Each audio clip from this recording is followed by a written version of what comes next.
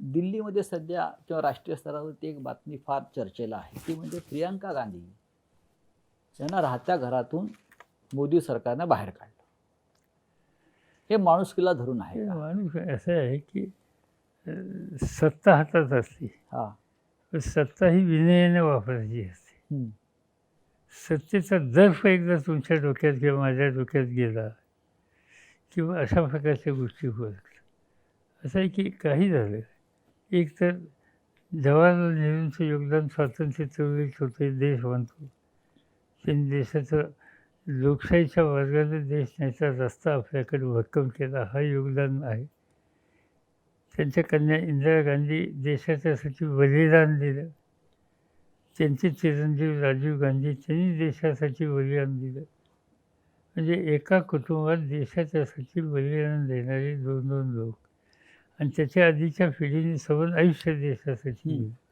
अशा कुटुंबातली मुलगी आज म्हणजे राजीव गांधींची हत्या झाल्याच्या नंतर पुन्हा एकदा आपल्या पक्षाचं किंवा सार्वजनिक काम करण्याचं सोनिया दिन हे जे प्रयत्न करतायत, ठीक आहे, पॉलिटिकली मतभेद असतील, पण पॉलिटिकल मतभेद आहेत याचा अर्थ माझ्या हातात सत्तेचा गैरवापर करून तुम्हाला आम्ही त्रास देऊ शकतो, त्या सत्तेचा वापर तुमच्या विरुद्ध करू शकतो.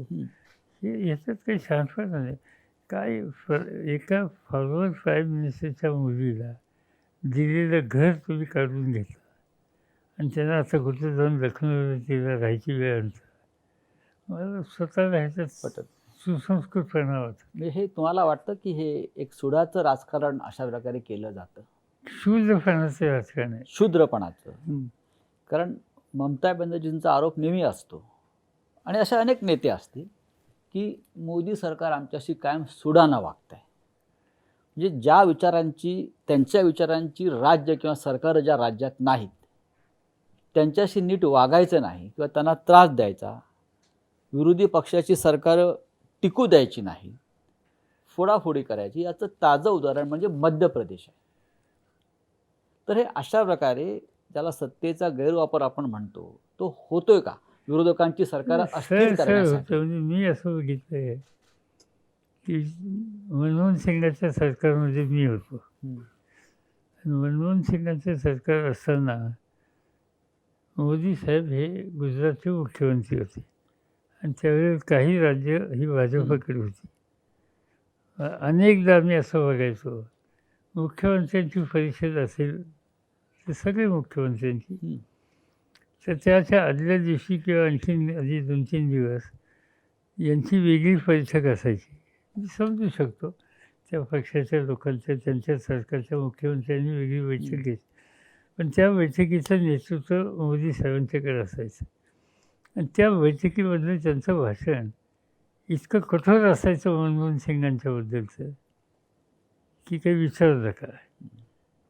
आणि नंतर मग मिटिंगला यायचं आणि काय त्यांची प्रश्न मांडायची, तो त्यांचा अधिकार आहे, त्याच्याबद्दल माझं काही म्हणणं नाही. पण देशाच्या प्रधानमंत्र्यांच्याबद्दल राज्याचा एक मुख्यमंत्री इतकी टोकाची भूमिका मांडतो हे आम्ही त्याच वेळेला पहिल्यांदा पाहिलं. याच्या आधी कधी घडत नव्हतं. आज याच्या उलट परिस्थिती आहे. आज काही राज्य त्यांच्याबरोबर नाहीत, त्यांनी अशी टोकाची भूमिका कधी घेतली नाही. उलट मनमोहन सिंगांनी कधी आपल्यावर टीका टिप्पणी करतायत म्हणून गुजरातच्या बाबतीत वेगळी भूमिका घेतली नाही. मी शेती खात्याचा मंत्री होतो, मला सतत सगळ्या राज्यात जायला लागायचं उत्पादन वाढवायला आणि मी गुजरातमध्ये सुद्धा बराच त्यावेळी फिरलो. मोदी साहेबांच्या बरोबर मी गुजरातमध्ये फिरलो, तिथलं शेतीचं उत्पादन वाढवायला अनेक योजना राबवल्या. त्यावेळेला काँग्रेसमधल्या काही मंत्र्यांनी आमच्या मंत्रिमंडळात टीका केली की मोदी एवढ्या टीका करतात आणि आपले शेतीमंत्री त्यांच्याकडे जाऊन सगळ्या मदती करतात. तेव्हा मनमोहन सिंगांनी मिटिंगमध्ये सांगितलं की गुजरात हा या देशाचा भाग आहे, आपण सगळ्या हिंदुस्थानच्या सगळ्या राज्याच्या हिताची जपणूक करण्यासाठी इथं बसतो आहे. त्यामुळे पवारसाहेब जे करतात ते योग्य आहे आणि त्यांनी हे केलं पाहिजे. हे धोरण आणि आज आम्ही हे बघतो आहे की ह्याचं सरकार फार आता राजस्थानच्या सरकारमध्ये आणखीन काही करता येईल का या सगळ्या चर्चा आहेत. पण याच्यामध्ये आपल्या राज्याचा नंबर येईल असं वाटतंय का, महाराष्ट्राचा? ते बोलतात, अनेकदा बोलतात. म्हणजे काही लोक बोलतात त्यांच्या पक्षातले, आता त्या पक्षातले जे बोलतात त्यांना जनमानसात किती किंमत आहे आणि तिथे किती किंमत आहे हे मला माहिती कारण नाही, पण ते बोलतात. पुलतचं सरकार सुद्धा नंतर बरखास्त केलं की तुम्ही वेगळ्या विचाराचे होता. ते इंदिरा गांधींनी सगळी सरकार बरखास्त हा केली हा आणि त्याचं कारण दाखवलं. हम्म, त्याचं काय झालं, त्याच्यानंतर 80ची निवडणूक झाली हम्म. आणि तिथं काँग्रेसची सत्ता सगळीकडे आली. जिथं विरोधी सरकार होती तिथंही काँग्रेसची मेजॉरिटी. म्हणून हा लोकांचा कौल आहे असं सांगून इंदिरा गांधींनी ती सगळी सरकारं बरखास्त केली. आज तशी स्थिती नाही आहे. हे ऑपरेशन कमळ काय आहे? ऑपरेशन कमळ याचा अर्थ सरळ सत्तेचा गैरवापर करून लोकांनी निर्वात केलेली सरकारं हम्म. ही दुबळी करणं, डिस्टॅबिलाईज करणं आणि त्याच्यासाठी केंद्राच्या सत्तेचा पुरेपूर गैरवापर. कारण महाराष्ट्रामध्ये ऑक्टोबर महिन्यामध्ये ऑपरेशन कमळ होईल असं सातत्यानं पसरवलं जात आहे. पहिल्यांदा 3 महिन्यात सांगत होते, हा. नंतर आता 6 महिने झाले. हम्म. आता 6 महिने झाले, त्यानंतर सप्टेंबरचा वायदा आहे.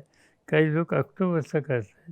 माझी खात्री आहे की 5 वर्ष हे सरकार उत्तम रीतीनं राज्याचा कारभार करेल आणि काही ऑपरेशन कमळ असो नाही तर आणखीन काय असो याचा काही परिणाम उद्धव ठाकरेंच्या सरकारवर होणार नाही. होणार नाही. देवेंद्र फडणवीस यांनी 2 गंभीर आरोप आपल्यावरती केले मधल्या काळामध्ये, किंवा ते म्हणतात गौप्यस्फोट आहेत. त्यात पहिलं त्यांनी एक जो आरोप केलेला आहे एका मुलाखतीमध्ये अलीकडच्या, की 2014 साली तुम्हाला भाजपबरोबर सरकार बनवायचं होतं. सुरुवातीच्या काळात नाही, तुम्ही पाठिंबा जाहीर केला, त्यानंतर सरकार शिवसेनेबरोबर बनलं. पण मधल्या काळामध्ये तुम्ही आणि भाजपचे वरिष्ठ नेते हे महाराष्ट्रात सरकार बनवण्यासंदर्भात चर्चा करीत होते असं त्यांनी ठामपणे परवा सांगितलेलं आहे. त्यांनी सांगितलं, माझ्याही वाचनात आलं. गमत अशी एक तर हे त्यावेळेला कुठं होते माहिती नाही. डिसिजन मेकिंग प्रोसेसमध्ये यांचं काय स्थान होतं हे मुख्यमंत्री झाल्यानंतरच लोकांना माहीत झाले. त्याच्या आधी एक विरोधी पक्षातला जागरूक आमदार म्हणून त्यांचा लौकिक होता. पण सबंध राज्याचा किंवा देशातल्या नेतृत्वामध्ये बसून निर्णय घेण्याचा अधिकार त्यांना होता असं मला कधी जाणवलं नाही. ते म्हणतात त्या काळामध्ये, म्हणजे एकदा मी कॉन्शियसली एक स्टेटमेंट केलं, सेना आणि BJPचं सरकार बनू नये म्हणून. माझी पहिल्यापासूनची मनापासूनची इच्छा होती की सेनेने भाजपबरोबर जाऊ नये. पण ते जातील ज्यावेळी दिसलं त्यावेळी मी जाणीवपूर्वक स्टेटमेंट केलं की आम्ही तुम्हाला बाहेरून पाठिंबा देतो. हेतू हा होता की सेना त्यांच्यापासून बाजूला व्हावी. ते घडलं नाही, त्यांनी सरकार चालवलं, त्याच्याबद्दल वाद नाही. पण आमचा हा सतत प्रयत्न होता की BJPच्या हातात सरकार चालवून देणं हे सेनेच्या हिताचं नाही. ज्या दिल्लीची सत्ता त्यांच्या हातात, राज्यातली सत्ता त्यांच्या म्हणजे मुख्यमंत्री त्यांच्या हातात, यामुळं सेना किंवा अन्य पक्षांना ते लोकशाहीमध्ये त्या पक्षाचं काम करण्याचा अधिकार आहे हेच मान्य त्यांना नाही. आणि त्यामुळं ते आज न उद्या या सगळ्यांना निश्चितपणाने धोका देणारच. आणि म्हणून आम्ही ही एक राजकीय चाल होती. बरं, म्हणजे फडणवीस जे सांगतात ते आपल्याला मान्य नाही, अजिबात मान्य नाही. पण आम्ही त्याच्यात हे अंतर वाढावं याच्यासाठी जाणीवपूर्वक पावलं टाकली हे मी कबूल करतो. ते आता अंतर वाढलं. दुसरं त्यांनी एक आरोप असा केला की 2019चं सरकार जे आता बनलं आहे, जे 3 पक्षांचं सरकार जे आता बनलेलं आहे, त्या सरकार स्थापनेच्या दरम्यान सुद्धा किंवा त्याच्या आधीसुद्धा राष्ट्रवादीचे सर्वेसर्वा असं त्याने उल्लेख केला. तेच भाजपबरोबर सरकार बनवण्यासंदर्भात अंतिम टप्प्यात चर्चा करत होते आणि नंतर पवार साहेबांनी युटर्न घेतला अचानक. साधी सरळ गोष्ट आहे की हे सरकार शिवसेनेला म्हणजे आम्हाला बरोबर घ्यायचं नाही आणि तुम्ही त्याच्यात येऊन आम्हाला स्थिर सरकार बनवायला साथ द्या असं BJPतले काही नेते आम्हा लोकांच्याशी बोलत होते. आमच्यातल्या काही सहकाऱ्यांची माझ्याशी 1-2 लोक बोलले नाही, हे खरं नाही, बोलले. एकदा नाही, दोनदा नाही, 3दा बोलले. आणि त्याच्यामध्ये त्यांची अशी अपेक्षा होती की प्राईम मिनिस्टरचे आणि माझे संबंध चांगले आहेत हं, आणि त्यामुळं प्राईम मिनिस्टरनी याच्यात हस्तक्षेप करावा आणि मी त्याला संमती देईन. हं, आणि म्हणून हा माझ्या कानावर सुद्धा निरोप आला आणि त्यावेळेला तो निरोप आल्याच्यानंतर देशाचे प्रधानमंत्री आहेत.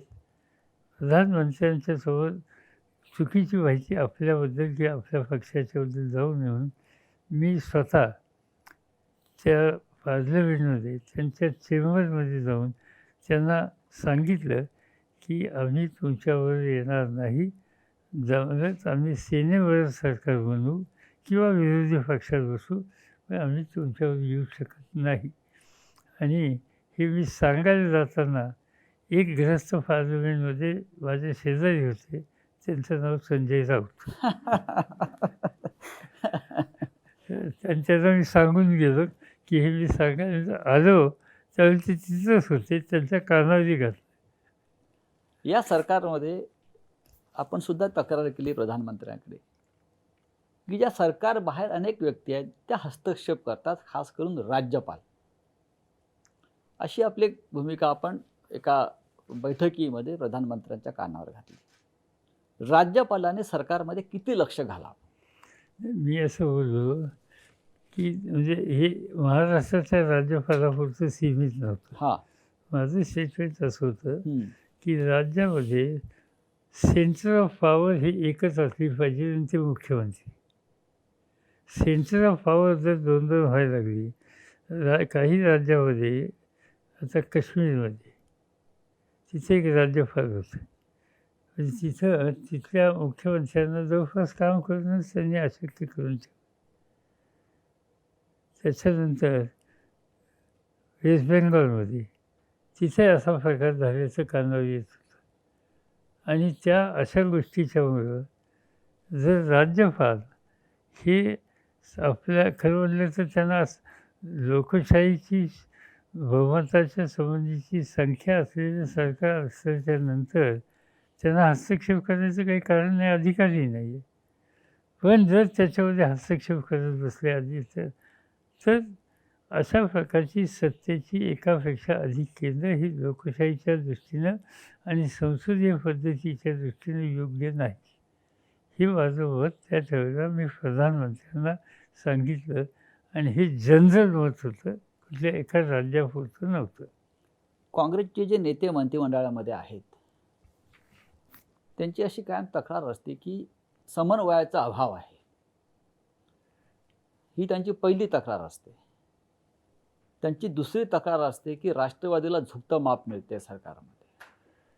मला स्वतःला म्हणजे एक गोष्ट खरी आहे की म्हणजे उद्धव ठाकरेंची काम करण्याची पद्धत मी जी बघतोय ती आम्हा सगळ्यांच्यापेक्षा वेगळी आहे.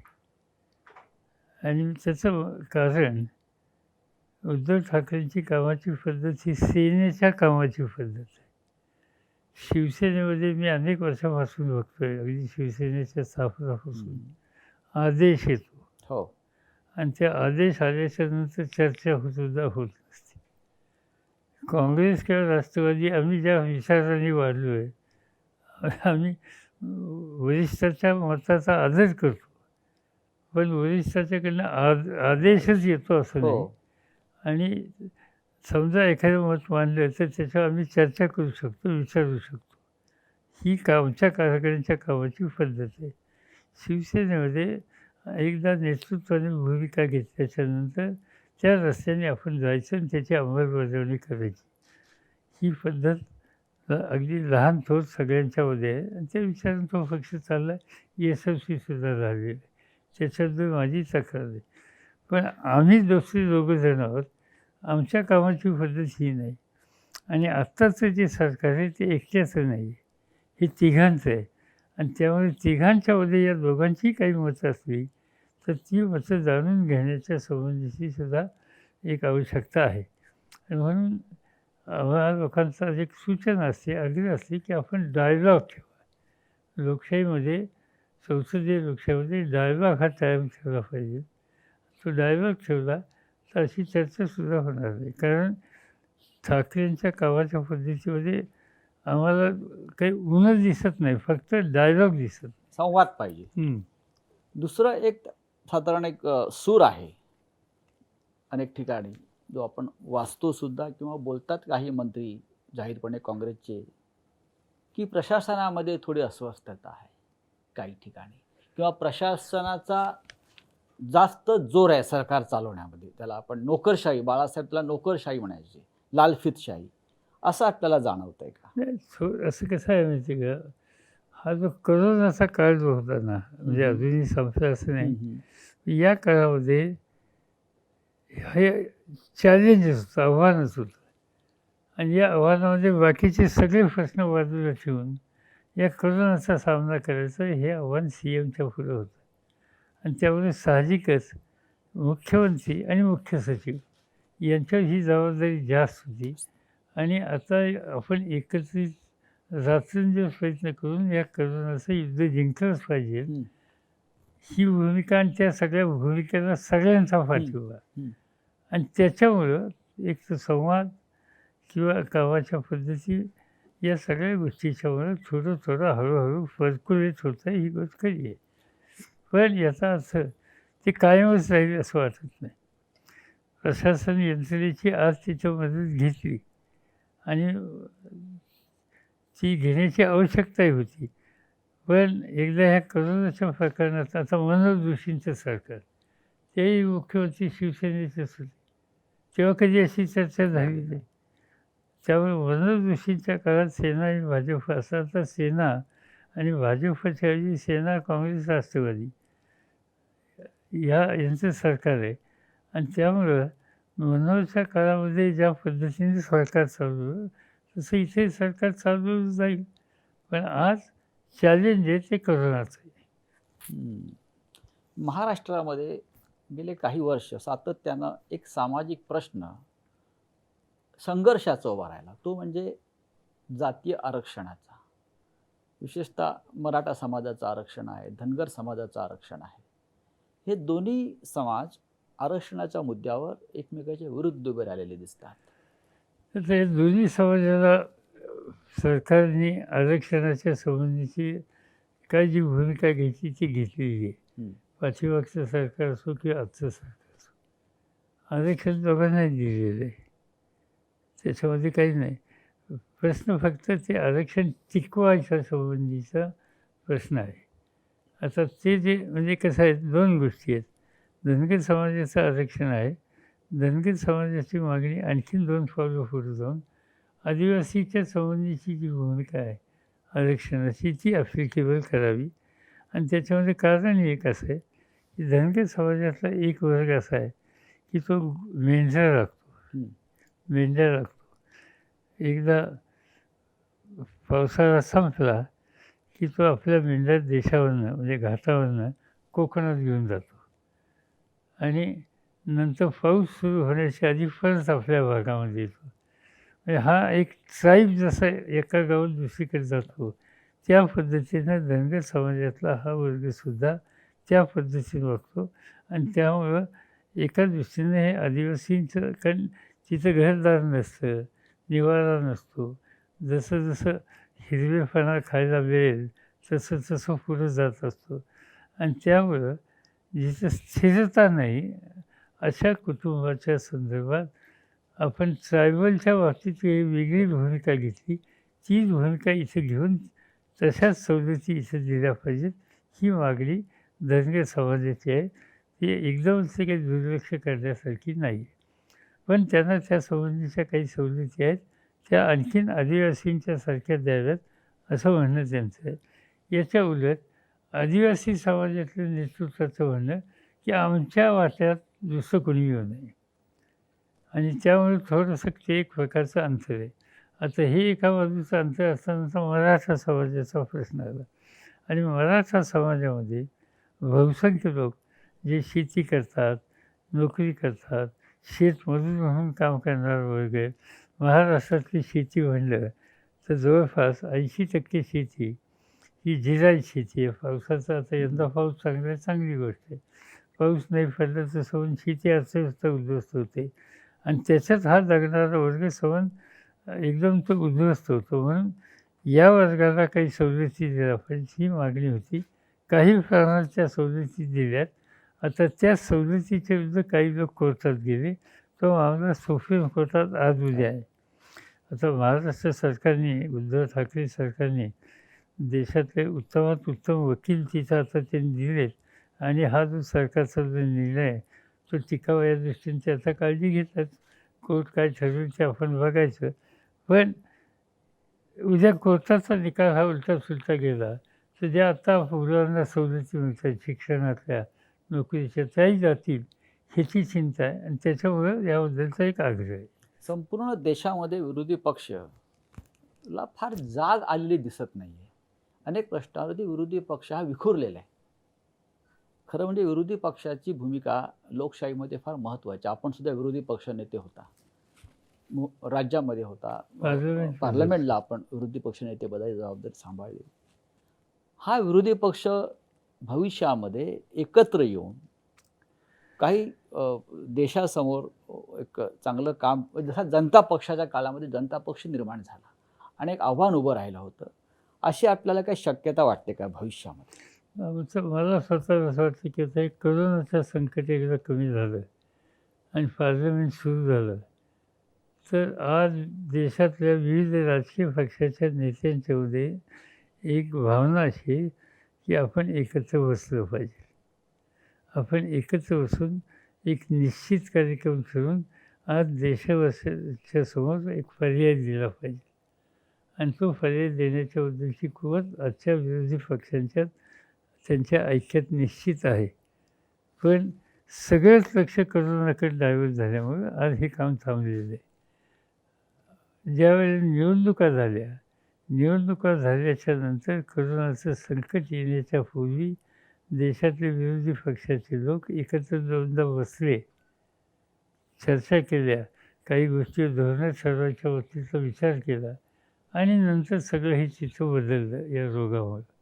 पण माझी खात्री आहे की एकदा पार्लमेंट सुरू झाल्याच्या नंतर देशातल्या सगळ्या विरोधी पक्षाच्या लोकांना एकत्र करणं याबद्दलची भूमिका घ्यावी लागेल. आपण पुढाकार घेणार आहात का त्यासाठी? माझ्यासारखी व्यक्ती त्याच्यात अधिक लक्ष देईल. मला या बाबतीत कमीपणा नाही कुणाला भेटायला आणि सगळ्यांना भेटून आपण एका विचाराने आज पर्याय देऊ शकलो तर ते देणं ही राष्ट्रीय गरज आहे आणि ती राष्ट्रीय गरज पूर्ण करण्यासाठी कशाची अपेक्षा न करता मी आणि आणखी अनेक आमचे सहकारी या बाबतीत या विचाराचे आहेत आणि त्याची अंमलबजावणी आम्ही सुरू करू. शेवटचा प्रश्न आपल्याला विचारतो. महाराष्ट्रातला विरोधी पक्ष वेगळा आहे आणि राष्ट्रीय स्तरावरचा विरोधी पक्ष वेगळा आहे. आपण महाराष्ट्राच्या विधिमंडळामध्ये विरोधी पक्षनेता म्हणून काम केलं आहे. महाराष्ट्रातल्या विरोधी पक्षाला फार मोठी परंपरा आहे. नेतृत्व जर आपण पाहिलं विरोधी पक्षाचं या राज्यामध्ये, विधानसभा असेल, विधान परिषद असेल, आजच्या महाराष्ट्रातल्या विरोधी पक्षाला आपण काय सल्ला द्याल? असं आहे की विरोधी पक्षाचं म्हणजे एक तर विधान परिषदेचं विरोधी पक्षाचं जे सवन टीम आहे ती काही म्हणजे आपली जी जबाबदारी आहे त्या संबंधीचं इम्पॅक्ट करायला फार यशस्वी होते असं मला दिसत नाही. विधानसभेचं चित्र आहे. विधानसभेतले विरोधी पक्ष नेते कमीत कमी फिरतायत, बोलत आहेत, प्रश्न समजून घ्यायचा प्रयत्न करत आहेत, काही सांगतात. विरोधी पक्षाचं हे काम आहे बोलणं, टीका टिप्पणी करणं.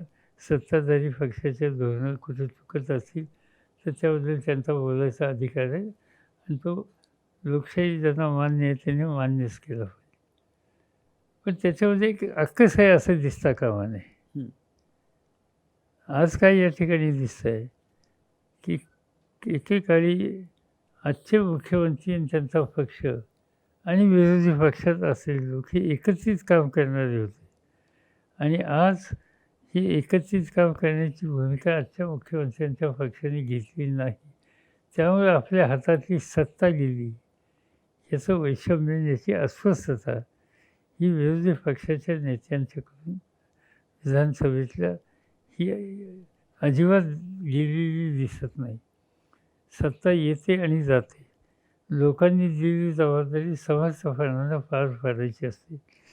ज्या वेळेला सत्ता गेल्याच्या नंतर मी आता मुख्यमंत्री होतो, माझ्या मुख्यमंत्रीपद 80 साली गेल्याच्यानंतर मी विरोधी पक्षाचा नेता झालो. पण व्यक्तिगत माझा अनुभव असा आहे की मला विरोधी पक्षाचा नेता म्हणून काम करण्यात अधिक गंमत येत होती. त्याचं एक समाधान होतं. पण आज काय दिसतंय की विरोधी पक्ष नेता किंवा आज असं म्हणत असेल की मी मुख्यमंत्री असताना मुख्यमंत्रीपद माझं गेलं, त्यासंबंधीचं मला म्हणजे हे डायजेस्ट करायला मला वेळ लागला. म्हणजे सत्तेशिवाय मी चालू शकतो का नाही, असे जे प्रश्न लोक विचारतात त्याला आम्ही चालू शकत नाही असंच अप्रत्यक्षपणाने व्यक्त करण्यासारखं. आणि म्हणून मला स्वतःला असं वाटतं की विरोधी पक्षाच्या नेत्याने आपण सत्ता हा आपला आत्ता रस्ता नाही. आपण कधी काही होत असेल, आज त्याचा यत्किंचितही विचार करायचं कारण नाही. आज आपण विरोधी पक्षाचं नेतृत्व करण्याची जबाबदारी लोकांनी आपल्याला दिलेली ती आपण समर्थपणाने पार पाडली पाहिजे. आणि ती पार पाडण्याच्यासाठी पर्यंत कष्ट केले पाहिजे. आणि त्यासाठी सत्ता माझ्याकडे नाही हे मला डायजेस्ट करता येत नाही, विसरता येत नाही, ही भूमिका घेणं हिताची. ठाकरे सरकारचं भविष्य काय? भविष्य हे सरकार 5 वर्ष चांगलं चालवेल ह्याच्याबद्दल माझ्या मनात शंका नाही. आणि अशी व्यवस्थित आम्ही काळजी घेतली तर पुढच्या निवडणुकासुद्धा एकत्रित लढू. पवारसाहेब, धन्यवाद. आपण इथे आलात आणि महाराष्ट्राच्या आणि देशातल्या मनातल्या अनेक प्रश्नांना आपण मोकळेपणानं उत्तरं दिलीत. धन्यवाद. नमस्कार.